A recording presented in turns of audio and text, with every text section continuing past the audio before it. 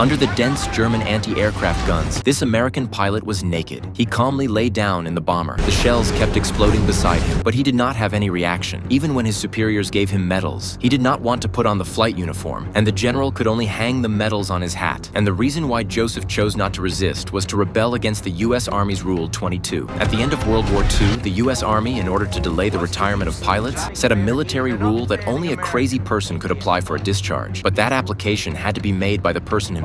But once you made the application, it just so happened to prove that you were a sane person again, which was a paradox you couldn't break. In order to prove that he is a madman, the soldier flew an airplane to scare his comrades, who picked up a wooden stick, indicating that the soldier had the guts to fly again. The soldier smiled a little and flew the plane directly down. Shit!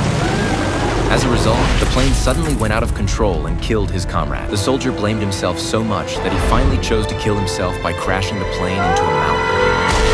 Joseph looked at his dead teammates, determined to complete 25 flight missions. But at this time, he did not know. The 22nd military rules also stipulates that as a soldier must be absolutely obedient to orders, so the superiors can continue to increase the number of flights, and pilots may not disobey. Due to the World War II, Luftwaffe is too strong, resulting in the U.S. military pilots survived no more than 10 days. Originally, he thought he could apply for retirement and go home after completing 25 bombing missions. But to his surprise, there was a new colonel in the camp who was a warmonger, and he had just come and increased the number of missions by 5, making it 30, and the existence of the 22nd military rule trapped Joseph in this infinite trap. In order to rebel against this inhumane military rule, he began to walk around the barracks naked, choosing to give himself up to fight against injustice. However, this rebellion could not play any role. His superiors still sent him to carry out bombing missions, and eventually he carried out 51 missions. In fact, the 22nd military rule is omnipresent in the real world, but we can't break through the trap.